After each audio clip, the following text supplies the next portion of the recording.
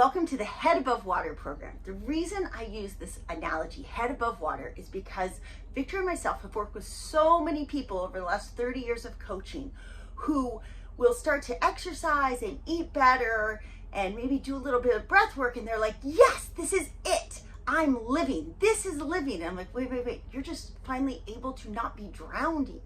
Living is more of what we do, where we're chasing our dreams and our passions and our purpose and making each day exciting and fulfilling and meaningful. That's what you're going to be doing soon. But in order to actually swim to an island, to have the strength and the mindset and the awareness, we have to stop drowning.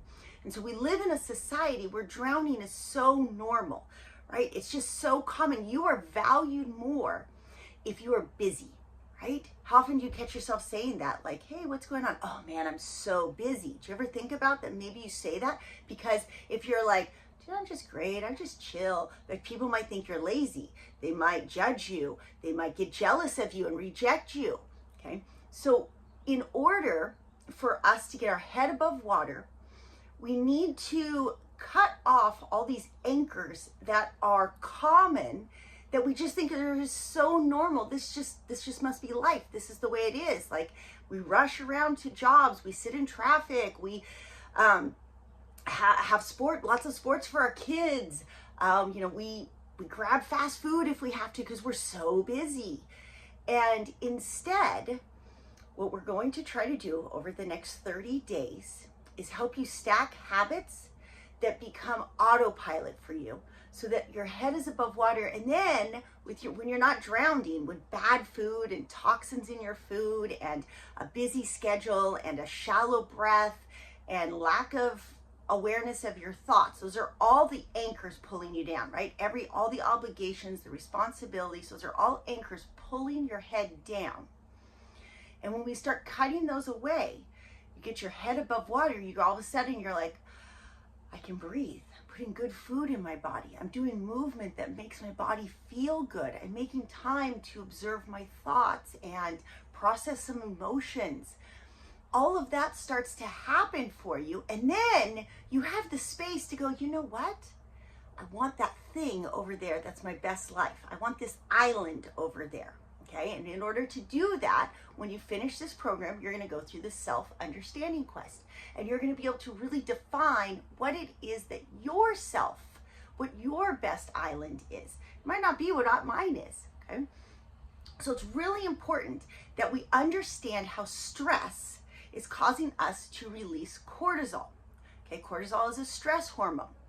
When we are under stress and we're releasing cortisol, if I go out to surf, like I just finished surfing this morning, like when I go to catch a wave, I'm going to release some cortisol. I'm going to get a bunch of sugar into my muscles and I can go fast and charge. But if that's happening to you all day long, that you have that fight or flight response, well, your body, one, eventually starts to just store fat instead of using sugar for energy.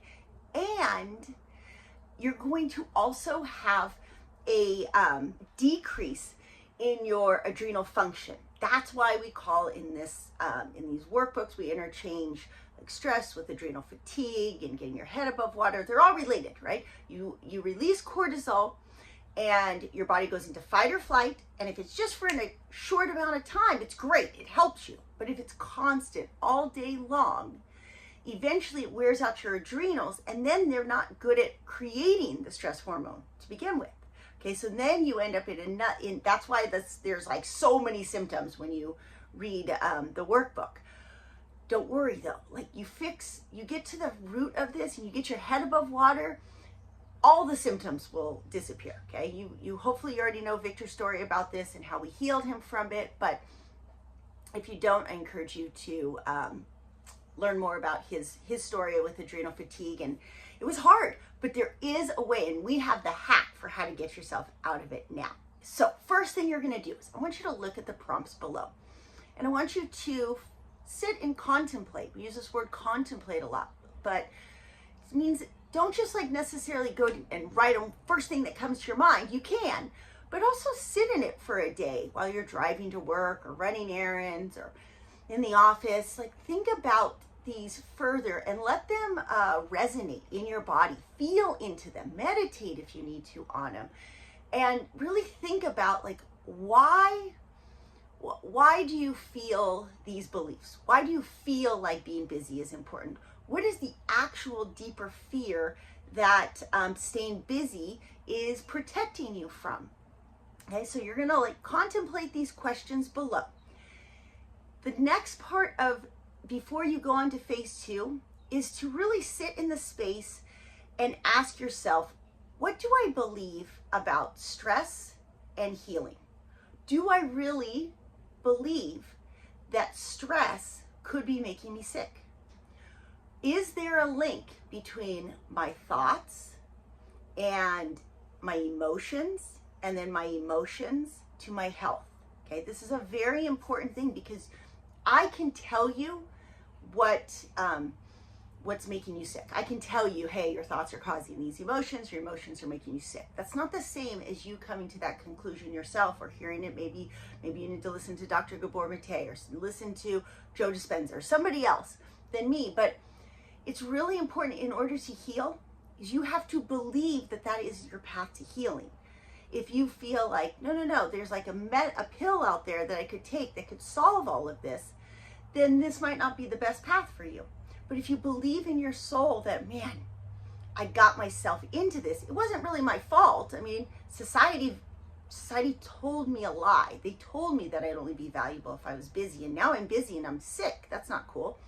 Or my parents instilled in me a money mindset that made me believe that money is scarce. Money doesn't grow on trees, and that I will only make money if I self-sacrifice and discipline myself. And then you'd maybe want to think about the law of attraction and what you believe about that. Okay? So by the end, you should have a belief that, oh, I am in control of my health, that I have to become aware of my thoughts. And by becoming aware of my thoughts, I can become more aware of my emotions, or I can use my emotions to help me become aware of my thoughts. And that in doing so, and adding some good food so I have more clarity and some movement to help me detoxify, that through that process, I'm going to get my head above water. And then when my head's above water, then I can set my sights on an island that aligns with my purpose, my soul's, what makes my soul feel alive, really, what makes me feel happy, a meaningful life, a fulfilled life, and allows me to have deeper connections with the people I love.